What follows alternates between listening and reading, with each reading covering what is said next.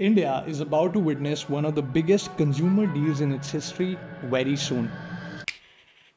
Temasek, the mighty Singapore-based fund, is in talks to buy a 10% stake in Haldiram's at a massive 80,000 crore valuation. This deal is interesting because Haldiram, which has remained private for 8 decades and now makes more than 14,000 crores in yearly revenues, is expected to go IPO this year too. In this episode, we'll cover everything you need to know about this in depth. But if you're new to the channel, you've landed at GrowthX, a community of over 3,000 members who are product, marketing, and business leaders and also founders from India's top companies. First, let's get some quick context of our table. See, Haldiram is not under the acquisition radar for the very first time in life. This is not new. We have seen this before and several times. Every possible FMCG player or private equity player, be it Pepsi's, Tata's, Blackstone, has taken their shot at it. Haldiram has been a hot target for quite some time. But what has stopped the acquisition for years is the family intention to sell the company and also the complicated structure that exists in the family business.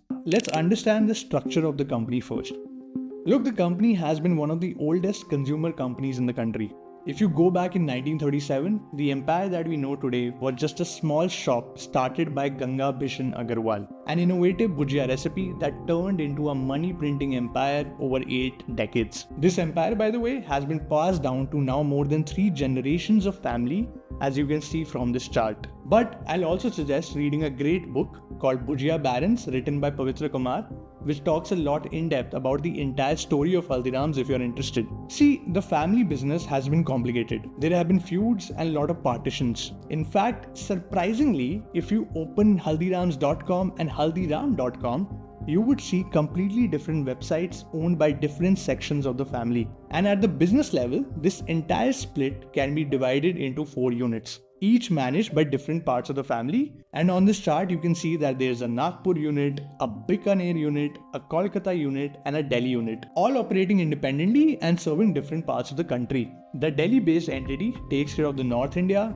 the Nagpur-based entity takes care of the West and South India, the Kolkata-based entity takes care of the East, and the Bikaner unit is what became their own biggest competitor called Bikaji. Yeah, Haldiram gave birth to one of its own biggest competitors. So now you must be wondering how a group like this can get acquired. Well, the short answer to this is demerger. Look, the entire FMCG part of Delhi and Nagpur side of the business is getting demerged and turning into a separate legal company called Haldiram Snack Foods Private Limited.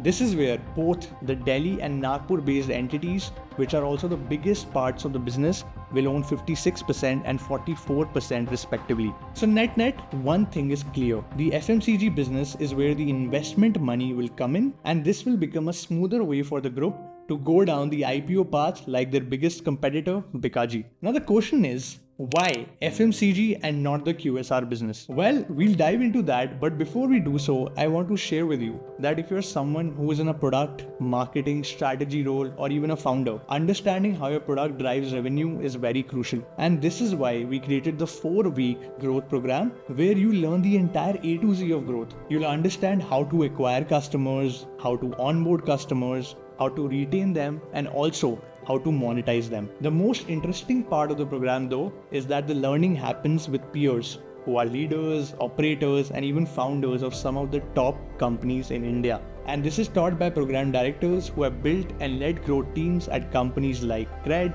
and Razorpay. And not just that, you'll also learn from CMOs, CTOs, CBOs of India's top startups on weekly freaking basis. The link to check out more details about the 4-week growth program is in the description. Coming back to Haldiram's. Well, the acquisition is only for the food business because food business is the backbone of the company. Everything from namkeens and sweets to the ready-to-eat stuff is the biggest part of Haldiram's. In fact, their penetration is so deep that you can find a Haldiram Bhujia packet literally anywhere in the country, be it at a panwala, a normal kirana shop, or even quick commerce. Even if you look at the financials, you would see that 85% of the revenue is coming from the packaged food business, while only 15% is coming from the QSR business. And this success is also reflected in the market share numbers. They have a massive market share of 36% in ethnic snack space and 13% in the overall snack space. which is more than the market share of the next 8 players combined. And now it makes sense why everyone has been trying to acquire them. So in a nutshell, Haldiram is a packaged food company with a layer of QSR on top. And this QSR layer is very interesting because it does two things beautifully. One is the obvious one, which is adding a great revenue vertical by taking advantage of India's growing QSR wave. But the second one is to increase the revenue for the packaged food business indirectly. Haldiram's QSR outlets act as an exclusive distribution channel and build a massive brand recall. That is why you must have seen many products and SKUs that are available only in these stores and are very unique to these outlets. Not just that, by making sure that Haldiram is part of customers' dining experience, it helps customers to be engaged with the brand at a very deeper level. And this is a little similar to the insight often used in the trophy stores at airports. I'll explain this. Just think about the last time you saw a busy retail store at the airport. It's very rare, right? And brands know this too. Despite that, they have these stores in high footfall areas like airports because the primary goal of these stores isn't to sell directly to customers, but serve as a physical representation of brand to create a memorable touchpoint for customers and keep brand more fresh in their minds. And this is one of the insight that Haldiram's understands really well. That's why they're using a QSR business not just to earn revenues, but also to create a deeper level of trust with their customers. So while the QSR stores have a great upside as a separate business, any progress there would eventually have a ripple effect on the packaged food business of Haldiram's. That's why getting the packaged food business listed as a separate entity would help the company get a better valuation in public markets, because Desi QSR chains like Devyani and Jubilant Foods have already seen the bull run in markets with high PE ratios in the last 5 years. And also interestingly, Haldiram currently makes 2 times the revenue of Domino's and McDonald's India. So there's a cap that they can reach from the QSR business, and that is why they are splitting the consumer packaged goods business. Now coming down to the next part.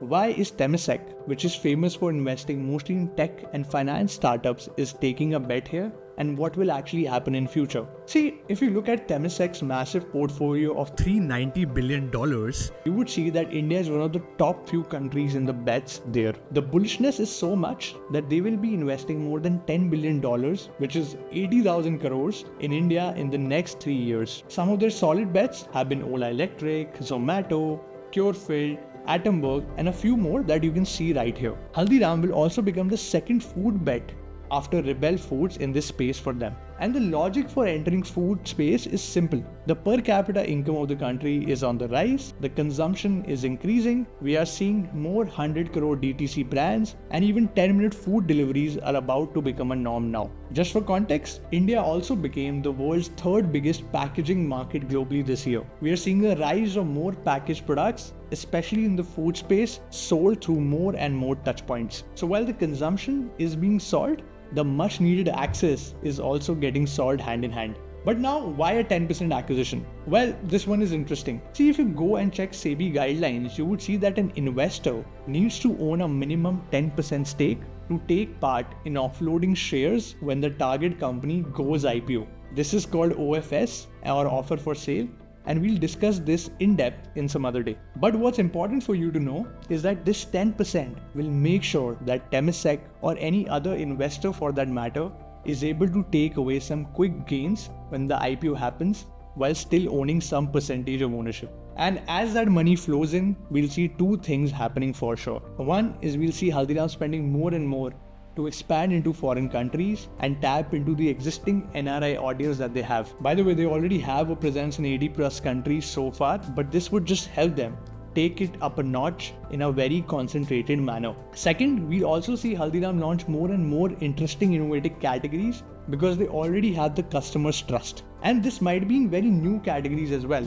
It could be frozen food products, it could be health food products, it could also be premiumized food products. Just like how they launched a premiumized chocolate brand, Coco Bay, very recently. It'll be interesting to see how all of this turns out, and I'm excited to see if even the deal goes through or not. That was all for today. If you like this episode, you would definitely love the last episode we did on how Atomberg disrupted India's 10,000 crore fan industry. I'll see you in the next one. Ciao.